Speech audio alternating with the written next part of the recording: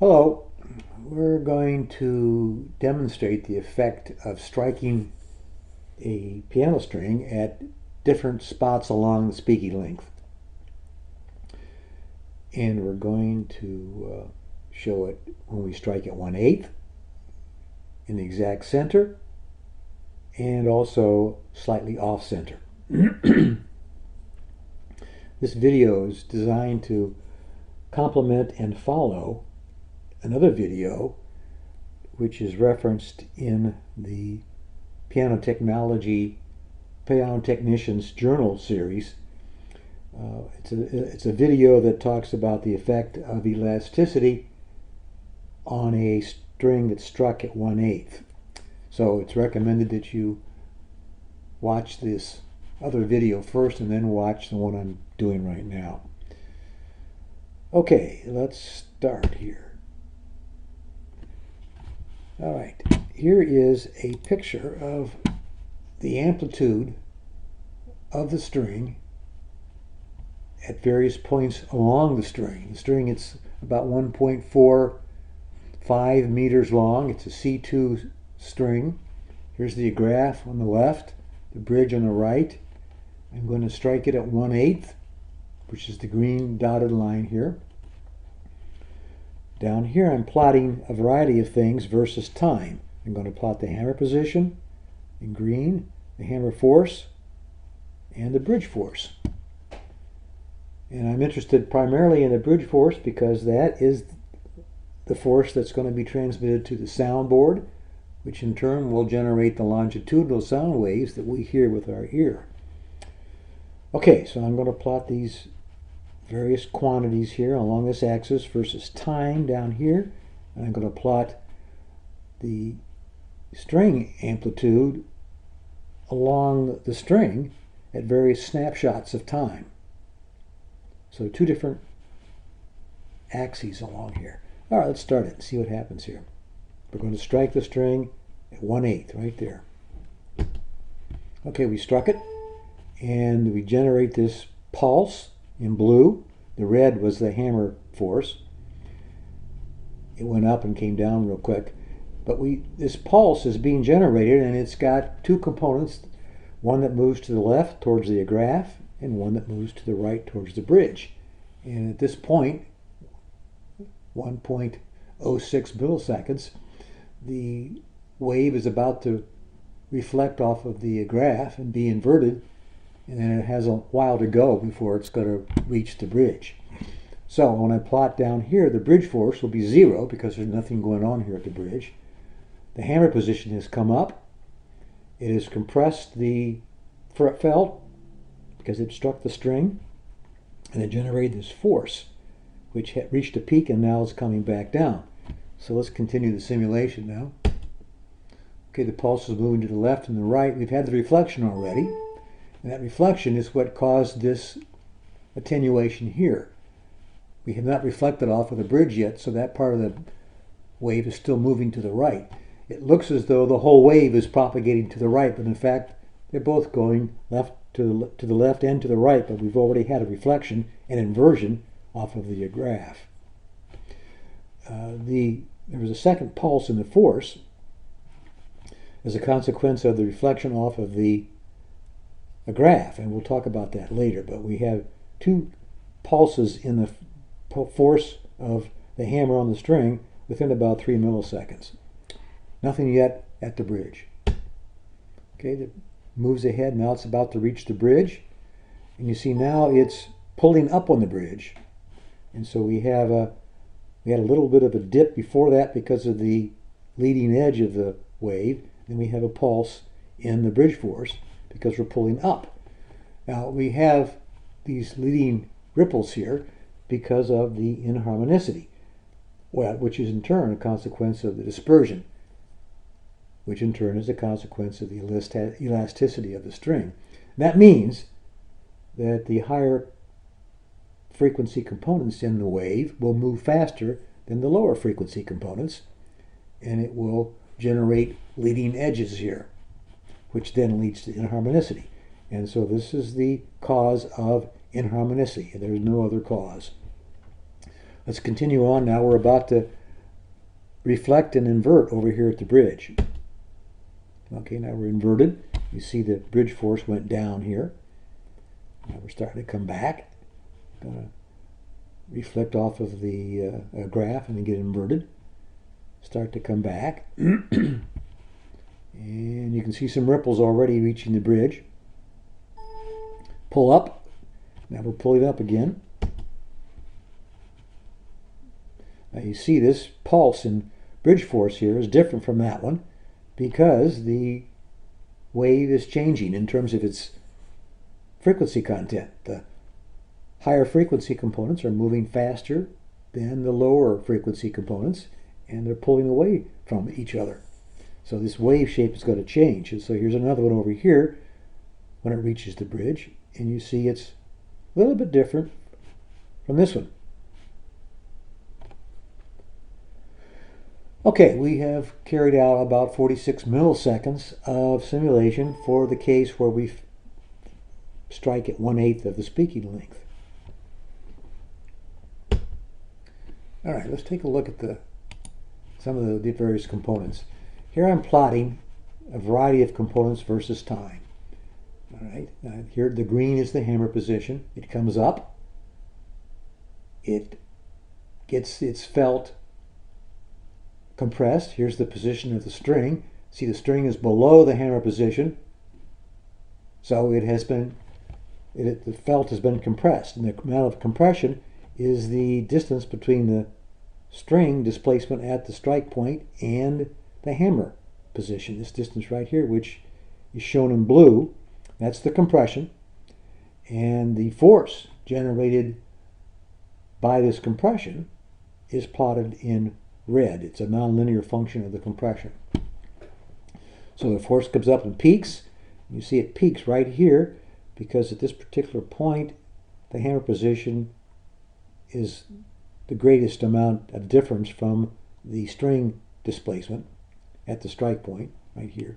And then as the string responds, it starts to catch up to the hammer. So the compression is minimized here. Excuse me. And then at this point, you see a change in the slope of the string displacement at the strike point. That's because at this point, the reflection from the graph is starting to come through, and it's driving the string down because after the reflection, the component is inverted, and so it subtracts from the overall size of the wave. The displacement at the strike point comes down, meaning that it now is further compressing the felt because this distance between the hammer and the string is greater. Compression rises, and we get a second pulse in the force. The action of the string on the hammer causes the hammer to retract. You see it comes down here. At this point, for example, the hammer now becomes below the string position, and the compression is 0 and the force is 0. Then the hammer goes down to rest. The velocity of the hammer shown here comes up, starts to drop off. At this point, the velocity of the hammer is 0, and then it goes negative, and it continues to be negative until it reaches the rest position over here. About 15 milliseconds later, we get the reflection from the bridge, which now is inverted because it reflected and inverted at the bridge. It comes down and it drives the string displacement at the strike point down. So we see this peak here. And the 15 milliseconds makes sense because the fundamental frequency of the C2 string is 65 hertz, which turns out to be related to a period of 15 milliseconds. Okay, here's a picture of the bridge force. Another picture that you've already seen this before, but this is about 55 or 60, about 55 milliseconds. And you can see you get this pulse. This generates a wave that has these pulses in it, and this wave will have a frequency content. You notice that, for example, the shape of the wave does change with time because of the dispersion. But now let's take a look at the spectral content of this force wave. And you can see here's the power in the wave versus the frequencies in the wave. I'm plotting the harmonics here in dotted black. Here's the first partial, or the fundamental, at around 65 Hertz. Now what do you see here? Well, you see, for example, that the 8th partial is attenuated because of where we struck the string. So is the 16th over here, 24th over here. You also see the impact of dispersion. The frequencies start to get sharp relative to the harmonics, more so as the frequency increases. All right, let's move on. Let's take a look at the spectrum of the model, which we just saw a minute ago, and the spectrum of the actual C2 for my Kanabi. You see the black is the actual and the blue is the model. You see and also the red shows the harmonics. So you see the actual and the model have inharmonicity, where the partials are sharp relative to the harmonics, and sometimes they line up exactly, sometimes they're a little bit off. The model is not perfect, but it generally has the same shape. In other words, the model and the actual piano are attenuated at the 8th partial, 16th partial, 24th partial. All right, let's move on. Let's take a look at what happens when we strike it at exactly the center of the string. So plotting the same stuff, amplitude versus position along the string, distance along the string. And down here we're plotting a variety of quantities versus time. Okay, let's fire this up. Okay, now we struck the string, and we have the two components moving left and right. They're moving at the same speed, and they will reach the graph and the bridge at the same time, unlike our previous case. Here, for example, we're now starting to pull up on the bridge. Here we see the string come up, the hammer come up, and start to decrease, but it's decreasing quite slowly because the string up here is staying high as these waves move left and right. And then we have a beginnings of a force pulse over here in black because we're starting to lift up on the bridge. But the point is, this hammer is going to go down quite slowly because the string is not driving it down, because there's been no quick reflection from the graph like there was in the last case. Now let's continue. Okay, we come back towards the center, unlike the previous case. And then when we reach the center, you see the string comes down and it actually starts to get below the hammer, which is receding slowly. So there's compression again and another force pulse. So here's this red, another force pulse. And of course, now that the string and the hammer are in contact, the string is pushing the hammer down, so you see it start to drop off more quickly. So the hammer is going to its rest position more quickly. Now we're getting a pull down on the bridge. It's this drop in the force. Coming back to the center, and the two waves pass each other, and this wave continues on to this side, and pretty soon we're going to get a pull up on the bridge. Back to the center, through the center, back to the bridge, and a pull down. Back to the center, through the center, back towards the bridge, and a pull up. Once again, you see these force pulses are different as time moves on because the higher frequency components are moving more quickly than the lower frequency components.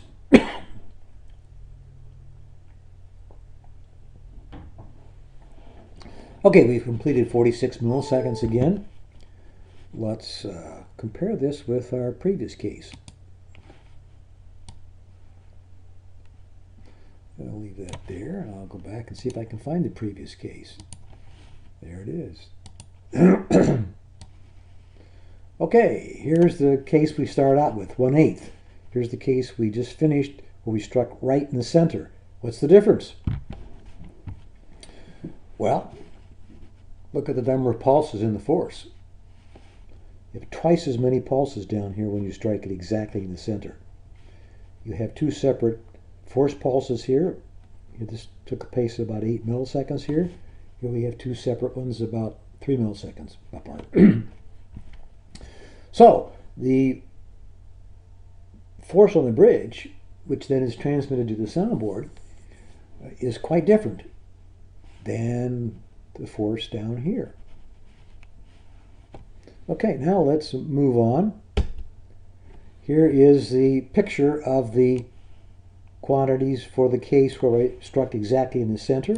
Let's see if we can find a similar picture over here.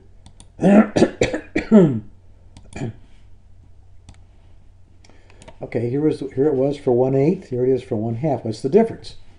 Well, the difference is that the hammer comes up in both cases, but up here, because the string stays high, this is the string displacement at the strike point, black.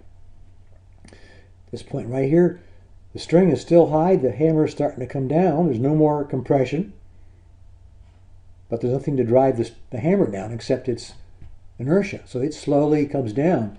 Then we have the reflections from both the bridge and the agraff showing up about 8 milliseconds, about a little bit 7 milliseconds, which is half of the 15 milliseconds we talked about over here, because now that center pulse is only having to move half of the distance to the bridge or the agraff. The reflection comes back and causes the string to drop, which forces the hammer down, and you see the hammer takes a nosedive back to its rest position. And so this is 8 milliseconds, and over here is 15 milliseconds, which corresponds to the fundamental period. So it's an entirely different structure. Here's the force for this case, and you can see it's going to be quite a bit different than the force for the other case. Let's see if I can find it. Yeah, here it is. So here's the two cases. I've got many more pulses going on here when I strike exactly at the center. Therefore, this pulse train here is going to have a different looking frequency content. Let's take a look at it. Okay, here is the spectrum of the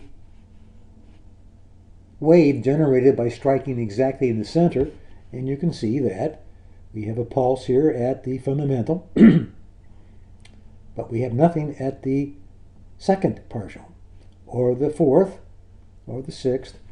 Only the odd partials are present, are represented, because we struck right in the center of the.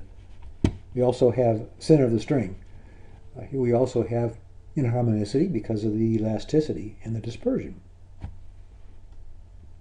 All right, here's the spectrum of the result of striking it in the center compared to the real C2. And of course they're quite different because the model is missing those even partials. All right, let's finish off by looking at what happens when you strike a little bit off center. Here's our strike position, and it's not quite at the center. It's instead of a factor of 1 over 2, it's a 1 over 2.1. Let's let her fly. Okay, we have the pulse moving to the left and the right. Force generated. Now, it reached the graph a little bit before it reached the bridge. But now we're starting to affect the bridge, and there'll be a little hiccup here in the force, bridge force. We have an isolated force pulse, but the string is staying high, so the hammer's coming down slowly again. Coming back towards the center. And kaboom, we're going to have another force pulse. Hammer force, because now the string is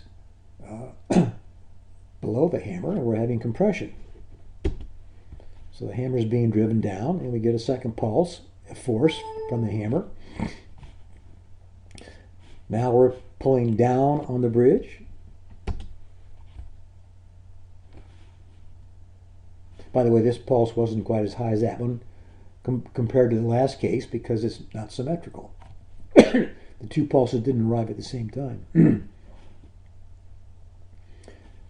Okay, so we had a pull up, and then here we have a pull down, going back towards the center. They don't meet exactly at the center anymore because of the asymmetry. Now we're going to get a pull up.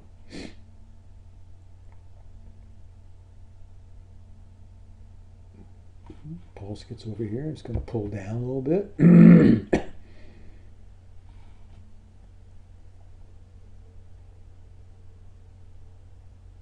So, we've again completed 46 milliseconds of simulation. And here is the profile of those various quantities. Quite similar to the last one, so I won't go through it in any detail. Here's the picture of the trace. Not quite the same as that for the, let's see, 6? Where are they going to be?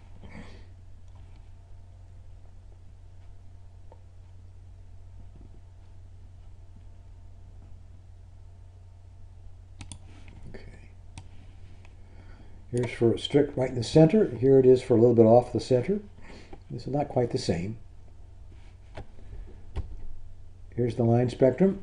Now, the line spectrum for the case where I'm a little bit off center is different.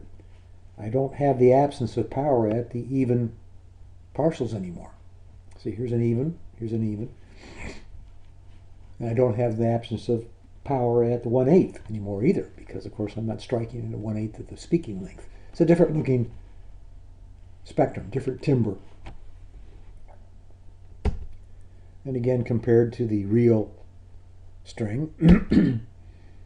And now let's compare. I'm going to listen to the actual C2. Its tone center is about 400 hertz. It's not equal to that of the fundamental because there's a lot of power in the higher harmonics. The tone center is the frequency about which the harmonic power is centered. The striking at exactly 1/2, I've spelled strike wrong, is 931 hertz, much higher. A lot of power in the higher partials when you strike exactly at the middle of the string.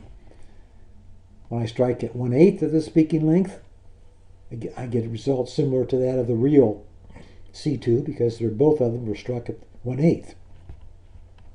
And finally, when I strike a little bit off center, I get a higher tone center, but not as high as when I'm exactly in the center. Let's listen. That's the actual. Here's the 1/2 exactly.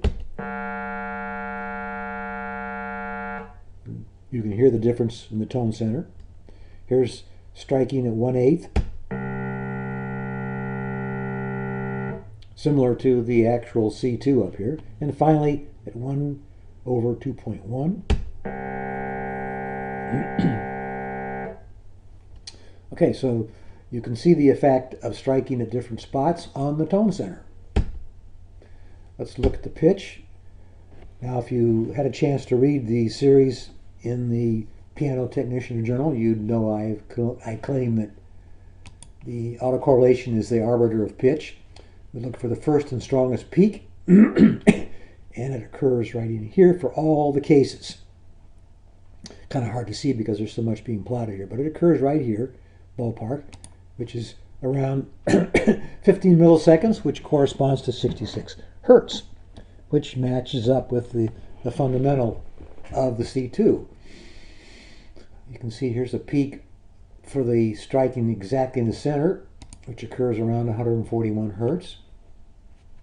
The actual real C2 has two peaks, 210, 94, along with the first peak at 66 hertz. And then the striking at 1/8, which is the red trace, shows a strong peak here too. Let's look at 4 separate graphs. It's a little bit more enlightening.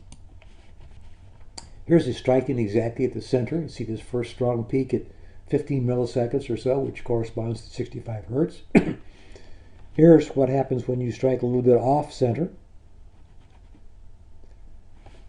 Here's what happens for the real case, and here's what happens when you strike at 1/8.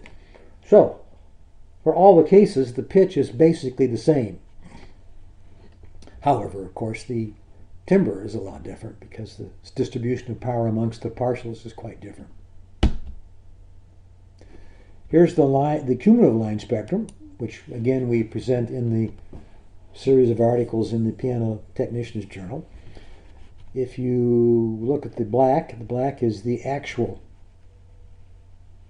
C2. You see it comes up as we get more. We have most of our power right around here, which is where the tone center was, about 300 hertz, about 400 hertz actually.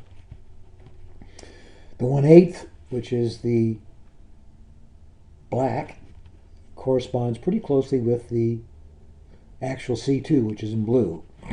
Then if you strike at 1/2 exactly, you get this red curve, which goes up quite a lot slower because there's a lot more power at the high frequencies.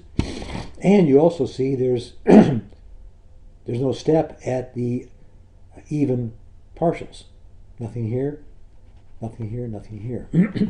Here's what happens when you strike a little bit off center, magenta I think that color is, and you see it comes up and it has power at the odd and even partials also, but it has more power in the high frequencies.